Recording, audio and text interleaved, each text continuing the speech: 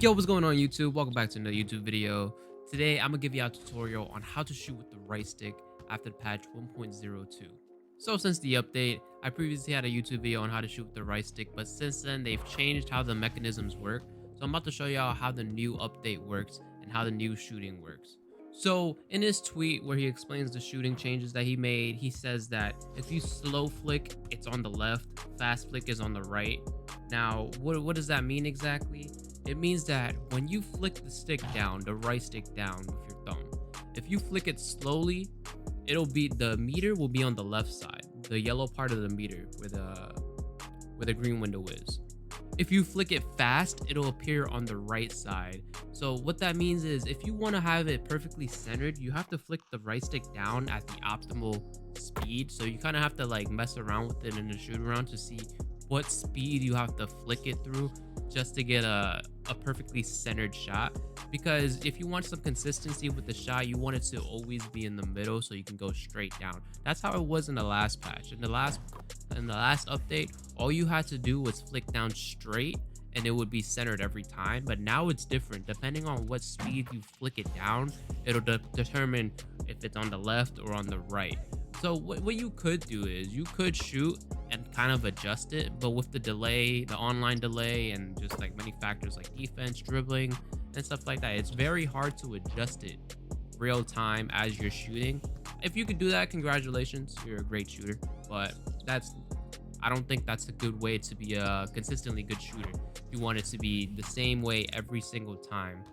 So that's the new update that he gave us. So just to reiterate though, there are three factors that you need to have in order to shoot perfectly with the right stick.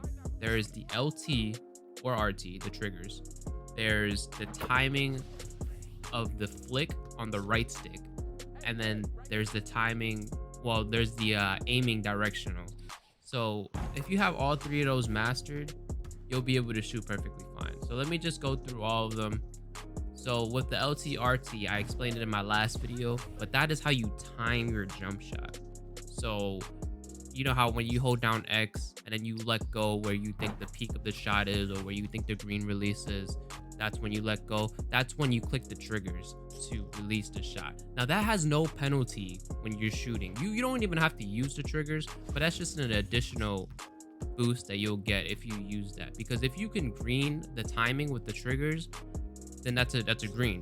You don't have to you can just aim like a slightly or a wide, not a wide, you can go left, right, or slightly. I haven't seen a wide left or a wide right with the green release go in. Maybe that's possible, but I haven't seen that yet. But if you can have the triggers timed to an excellent release, then it's gonna go in. And then on top of that, you have to aim straight down, or you can adjust, whatever it is. So there's really two factors, but the third factor is just the aim speed, the flick speed of the right stick, because that'll really help you be a consistent shooter. What I found to be helpful is when you flick down on the right stick to just hold it down and then time it with the triggers. Don't just flick down and then return back to the normal state of the right stick, because I feel like that'll mess up the shot when you flick back up. So when you're shooting, just hold straight down. Try to hold straight down.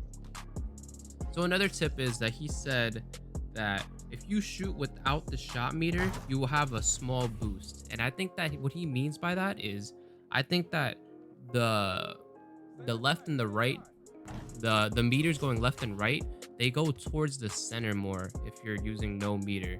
Because I felt that no matter what speed that I'm flicking the stick at, it's always been a slightly. I've been shooting around for a lot without the meter and with the meter on, and I noticed that you get a lot of slightlies.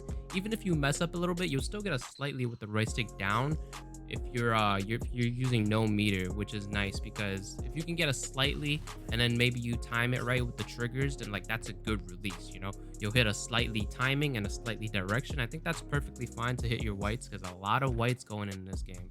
Maybe they'll change that in the future, but what I suggest so far is to shoot without the meter on with the directional aiming. I think that'll really change the game.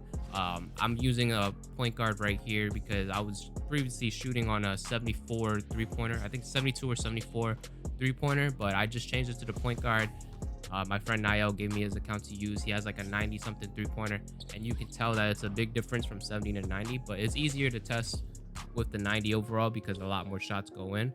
But from what I've noticed is that you should turn off the shot meter, and I feel like it'll give you a less penalty for aiming it wrong. It'll always be a slightly. I have not shot a wide left or a wide right without the meter. So just give that a little try. Some other things that I've noticed when I was testing my shot is when I was on my perimeter lock with a 73 ball, I was hitting around like I'd say like 35 to 40% of the time I was hitting the shot, whether it was white or green, it was going in around 35% of the time. And then when I got on the 90 plus 3-pointer point guard, it went up to like 60% makes. But again, that's like accounting for human error and stuff like that. You know, I'm not 2K Labs. I don't got a modded controller or nothing like that. So, and it's also, I'm testing these offline.